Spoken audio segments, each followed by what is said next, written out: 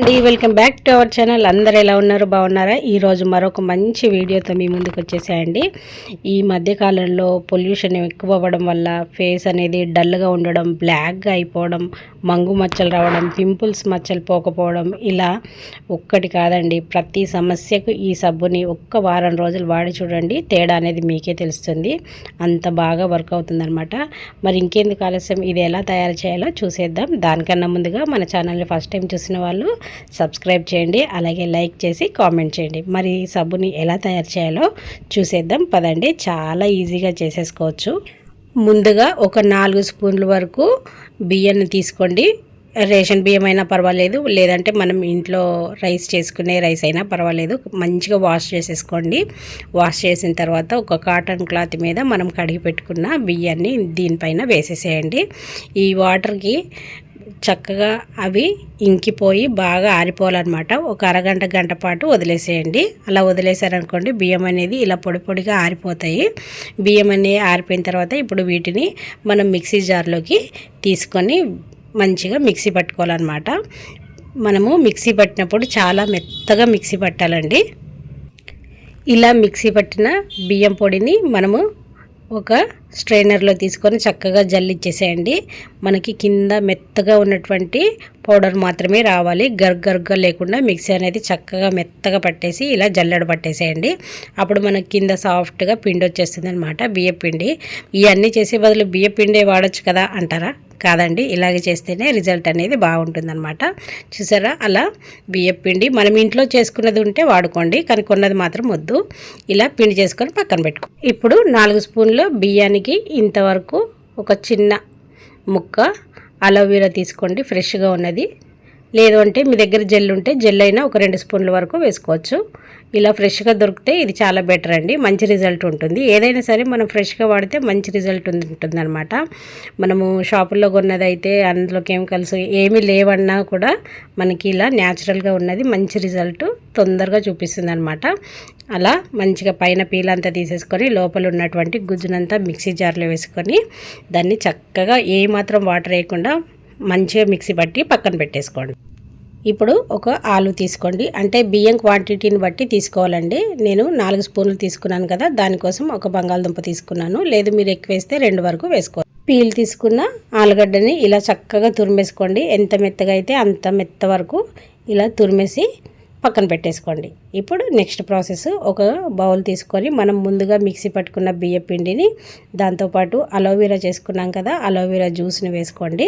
దాంతోపాటు ఇందాక తురుము పెట్టుకున్న బంగాళదుంపని ఒక కాటన్ క్లాత్ పెట్టి దాని మీద ఈ తురుము అనేది దాని మీద వేసేసేయండి.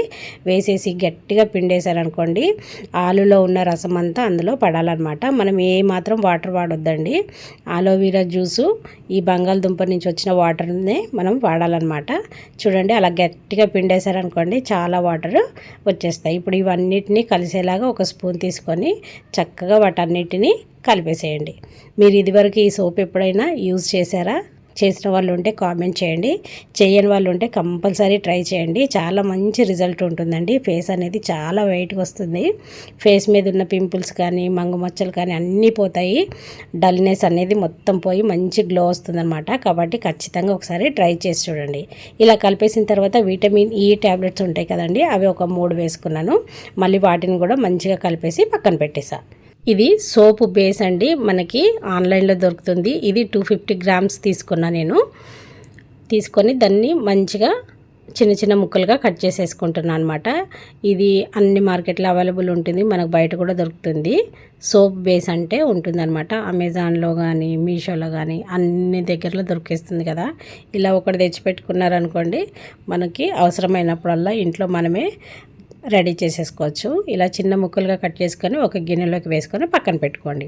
ఇప్పుడు డబల్ బాయిలింగ్ మెథడ్ అండి ఇది. డైరెక్ట్గా వేడి చేయదనమాట. ఒక గిన్నెలో వాటర్ వేసి అవి వేడైన తర్వాత మనము సోప్ బేస్ వేసిన గిన్నెను కూడా పెట్టేసి మంచిగా ఆ సోప్ని కరిగేదాకా ఒక 5 నుంచి 10 నిమిషాల వరకు కలిపేసుకోండి.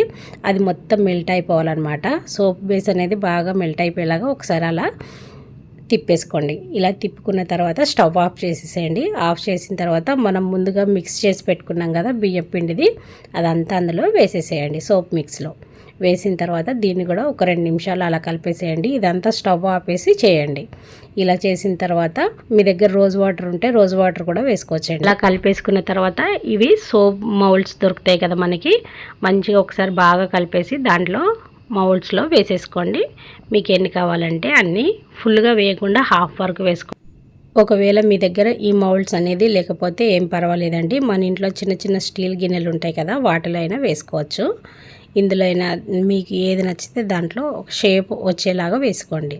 వేసుకొని దీన్ని ఒక 3 గంటల సేపు అలా ఆరనివ్వండి. ఫ్రిడ్జ్లో పెట్టవసరం లేదు, బయటైనా సరే 3 గంటల తర్వాత ఇలా సబ్బులా మారిపోతాయి అన్నమాట, గట్టిగా అయిపోతాయి. ఇప్పుడు మనం దీన్ని డీమౌల్డ్ చేసుకోవాలి.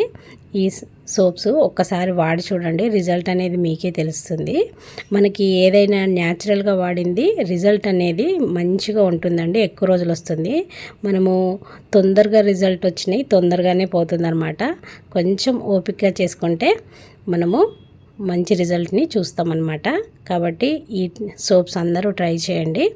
ఇప్పుడున్న ఈ పొల్యూషన్కి ఫేస్ అనేది ఎన్ని క్రీమ్స్ వాడినా ఎన్ని సోప్స్ మార్చినా మనకి గ్లో అనేది తక్కువైపోతుంది. అలాంటప్పుడు ఇలా న్యాచురల్గా వాడి చూడండి, రిజల్ట్ మీకే తెలుస్తుంది. మరి ఇంకెందుకు ఆలస్యం, మీరు కూడా ఈ సోప్స్ రెడీ చేసుకొని మీ ఫేస్ని మరింత అందంగా మలుచుకోండి. అలాగే మరి నా వీడియో మీకు నచ్చితే ఖచ్చితంగా సబ్స్క్రైబ్ చేయండి, అలాగే లైక్ చేయండి, కామెంట్ చేయండి, మన వీడియోని ఇంకో 10 మందికి షేర్ చేయండి. Thank you for watching.